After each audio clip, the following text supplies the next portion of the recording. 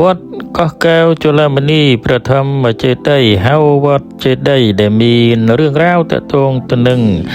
នាងកែវ7 ពណ៌ដែលពុំធ្លាប់ដឹងពីមុនមកសូមបងប្អូនជួយចុច Subscribe ដើម្បីជាកម្លាំងចិត្តក្នុងការផលិតវីដេអូទាក់ទងទៅនឹងវត្តវាអារាមប្រពៃណីវប្បធម៌និងទេសចរណ៍ផងដែរ Channel វត្តអារាមធัวសូមគ្រប់អនុញ្ញាតក្រាបថ្វាយបង្គំសម្ដេចព្រះថេរានុថេរៈនិងបងប្អូនពុទ្ធសាសនិកជនទាំងអស់ក្នុងនិងក្រៅប្រទេសមកស្គាល់នៅវត្តកោះកែវជលមនីប្រធមចេតិយហៅវត្តចេតិយដែលមានរឿងរ៉ាវទាក់ទងទៅនឹងរឿងព្រេងនាងកែវ7 ពណ៌ជាបឋមមុននឹងដល់ប្រវត្តិវត្តចេតិយខ្ញុំបាទសូមនិទានរឿងនាងកែវ7 ពណ៌ជូនបងប្អូនជាសន្តាប់ដូចតទៅមានរឿងដំណើរថានៅក្នុងសម័យមហានគរមានព្រះមហាក្សត្រមួយព្រះអង្គព្រះនាមកងចាក់សោយរាជសម្បត្តិនៅក្នុងរាជធានីអង្គរទ្រង់មានព្រះរាជបុត្រីមួយព្រះអង្គព្រះនាងនាងកែវ7 ពណ៌មានរូបសម្បត្តិល្អឥតខ្ចោះហើយសម្រស់អាចប្រែប្រួលផ្លាស់ប្ដូរបាន7 ពណ៌ក្នុងមួយថ្ងៃមានថ្ងៃមួយព្រះនាងកែវ7 ពណ៌បានយាងចេញទៅកំសាន្តព្រៃទ្រង់រើសបានពងក្រពើមួយយ៉ាងធំខុសប្លែកពីពងក្រពើទាំងពួងក៏យកពងក្រពើនោះទៅភ្ញាស់ដើម្បីទុកក្រាន់ចិញ្ចឹមលុះពេលក្រពើនោះធំព្រះនាងសពហរតីយ៉ាងខ្លាំងនឹងកូនក្រពើនោះណាសូមព្រះរាជអនុញ្ញាតពីវររាជបិតាដើម្បីធ្វើអាងចិញ្ចឹមក្រពើនេះក្នុងបារាយទឹកថ្លាព្រះនាងបានដាក់ចំណីឲ្យក្រពើនោះជារៀងរាល់ថ្ងៃហើយបានដាក់ឈ្មោះថាអាធនមិនយូរប៉ុន្មានក្រពើអាធនក៏បានធំធាត់និងមានភក្តីភាពចំពោះព្រះនាងណារហូតដល់ព្រះនាងអាចឡើងជិះលើក្បាលក្រពើអាធនបានទៀតផងដោយឥទ្ធិពលនៃរូបឆោមពណ៌សម្បុរដ៏ស្រស់ស្អាតលើសលប់របស់ព្រះនាងក៏បានល្បីខ្ទាល់ខ្ទាសុសសាយរហូតដល់នគររាជក្រឹសបណ្ដាលឲ្យព្រះរាជបុត្រាស្ដេចក្រុងចិនសពរាជហឫទ័យចំពោះព្រះនាងជាខ្លាំងហើយក៏បានរៀបចំក្បួនដង្ហែនាំជំនូនយ៉ាងច្រើនកកកក្រឹកកក្រែងដើម្បីចូលរួមចងសម្ព័ន្ធមេត្រីស្ដីដណ្ដឹងយកព្រះនាងកែវ7 ពណ៌ធ្វើជាព្រះរាជអគ្គមហេសីក្រោយពីព្រះនាងបានដឹងថាព្រះនាង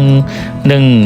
រៀបអាពាហ៍ពិពាហ៍ជាមួយស្វាមីហើយឃ្លាតឆ្ងាយពីព្រះនគរព្រះនាងក៏មានការសោកស្ដាយនៅព្រះនគរយ៉ាងពន់ពេកជាពិសេសគឺសោកស្ដាយដែលឃ្លាតឆ្ងាយពីក្រពើអាធនព្រះនាងក៏បាននាំភីលៀងនិងស្រីស្នំក្រុមការព្រមទាំងចំណីអាហារដើម្បីទៅឲ្យក្រពើអាធនជាលើកចុងក្រោយព្រះនាងឲ្យចំណីដល់ក្រពើអាធនបណ្ដាហើយក៏មានប្រអស់ថាអាធនអើយនេះជាលើកចុងក្រោយហើយដែលយើងបានជួបឯងចាប់ពីពេលនេះតទៅយើងនឹងត្រូវឃ្លាតឆ្ងាយពីនគរទៅនៅខាងនគរព្រះរាជស្វាមីរបស់យើងហើយសូមឯងនៅឲ្យបានសុខយើងសូមលាឯងសិនហើយពេលនោះក្រពើអាធនក៏បានរំកិលមកចិត្តព្រះនាងក៏យល់អំពីភក្តីភាពព្រះនាងក៏បានឡើងគង់លើក្រពើអាធនក៏បានបោះពួយយ៉ាងលឿនខុសពីសពដងព្រះនាងក៏មានប្រអស់ថាណែអាធនម្ដេចក៏ឯងធ្វើដូច្នេះយើងភ័យណាស់ប្រយ័ត្នយើងមានគ្រោះថ្នាក់ណាព្រោះយើងចិត្តដល់ពេលរៀបអភិសេកផងគ្រាន់តែលឺដូច្នេះក្រពើអាធនក៏ក្រលៀសលេបព្រះនាងកែវ7 ពណ៌ទៅគ្រាន់តែឃើញដូច្នេះមានការភ្ញាក់ផ្អើលភ័យដល់ភីលៀងទាំងឡាយដំណឹងនេះក៏បានទៅដល់ស្ដេចកងចាក់ព្រះអង្គក៏បានប្រកាសរកអ្នកដែលមានទ្វេដៃពូកែដើម្បីចាប់ក្រពើអាធនក្នុងគ្រានោះដែរមានអ្នកស្ម័គ្រចិត្តដែលជាគ្រូអាយអំពីម្នាក់ឈ្មោះតាដកគាត់ជាអ្នកចេះមុនអាគមដល់ពូកែស្ទាត់ជំនាញចាប់ព ពោះនិងក្រពើពេលនោះតដោក៏បានស្វែងរកក្រពើមកដល់អន្លង់ជ្រៅមួយឈ្មោះថាគោកតាសួសតដោក៏បានធំក្លិនក្រពើចាត់ចែងមនុស្សឲ្យទៅកាប់ដើមផ្ដៅដើម្បីចងក្រពើអាធន់តដោក៏បានចាប់ក្រពើអាធន់បានវះពោះទីបំផុតព្រះនាងកែវ7ពណ៌ព្រះអង្គក៏បានចូលទីបង្គត់ព្រះវររាជបិតាបានចេញព្រះរាជបញ្ជាឲ្យរៀបចំបូជាសពរបស់ព្រះនាងធ្វើជាចេតិយទៅតាមប្រពៃណីយ៉ាងអាធឹកអាធំនឹងបានឲ្យតាដោកធ្វើជាឆ្មាំការពាររក្សានៅព្រះចេតិយនោះផងដែរក្រោយមកទៀតតាដោកក៏បានអនិច្ចធម្មទៅនៅក្នុងទីទួលនោះក៏បានរៀបចំធ្វើជាភូមិដែលមានប្រជាជននៅយ៉ាងកុះករគឺនៅក្នុងបរិវេណវត្តចេតិយនេះឯងបាទនេះគឺជារូបតដោកដែលជាគ្រូពូកែដ៏ស័ក្តិសិទ្ធិចាប់ក្រពើអាធន់និងជាអ្នកថែរក្សានៅប្រាសាទនៅទីទួលនេះផងដែរសពថ្ងៃប្រជាពលរដ្ឋមានការគោរពដល់តាដោកដែលជាអ្នកថែប្រាសាទនៅទីអារាមនិងប្រាសាទបុរាណនេះផងដែរដោយតកតងទៅរឿងព្រេងដូច្នេះហើយទើបវត្តនេះឈ្មោះថា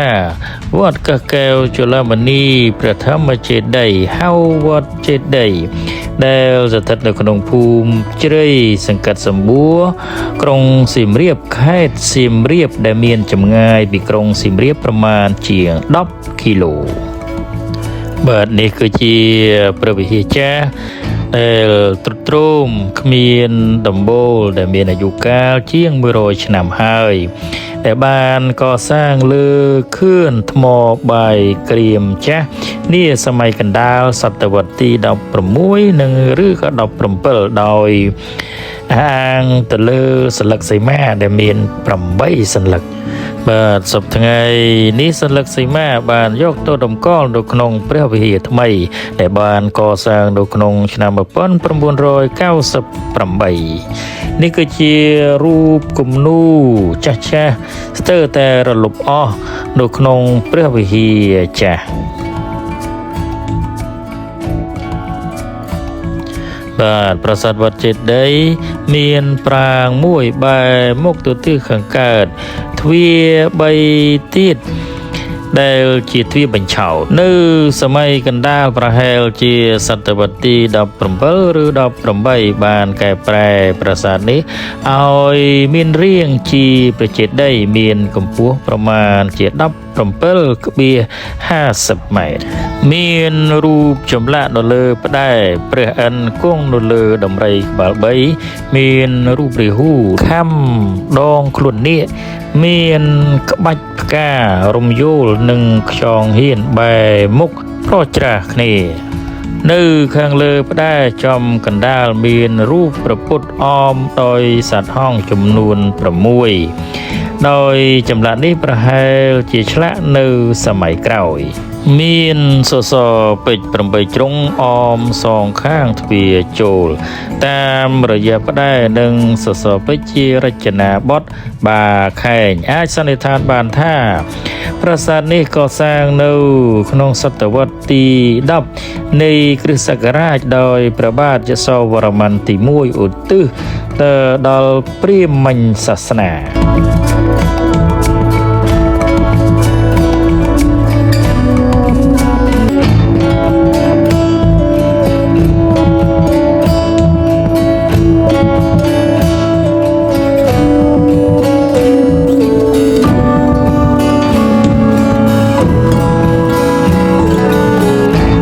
នៅក្នុងព្រះចេតិយមានរូបបដិមាកម្មព្រះពុទ្ធចូលបរិនិព្វាននិងរូបព្រះពុទ្ធកាយវិការយកប្រធរណីជាសរសៃឬព្រះពុទ្ធផ្ចាញ់មាដែលបានកសាងអំពីថ្មភក់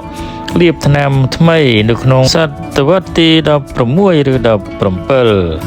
នឹងមានព្រះពុទ្ធរូបព្រះសិអាមេត្រីដែលធ្វើអំពីស៊ីម៉ង់ បាទនេះគឺជាប្រវត្តិនិងរឿងរ៉ាវតកតងទៅនឹងវត្តកកែវជលមនីធម្មចេតិយហៅវត្តចេតិយដែលមានសំណង់ចេតិយនិងសំណង់ព្រះវិហារចាស់និងរូបសំណាកតាដោកដែលជាកន្លែងស័ក្តិសិទ្ធិនិងជាគោលដៅទេសចរភ្ញៀវជាតិនិងអន្តរជាតិកុំភ្លេចជួយចុច Subscribe ដើម្បីជាកម្លាំងចិត្តក្នុងការផលិតវីដេអូជាបន្ត Channel វត្តអារាមធั่วខុសត្រូវដោយប្រការណាសូមមេត្តាខន្តីអភ័យទោសនិងសូមអរគុណនិងអរព្រគុណ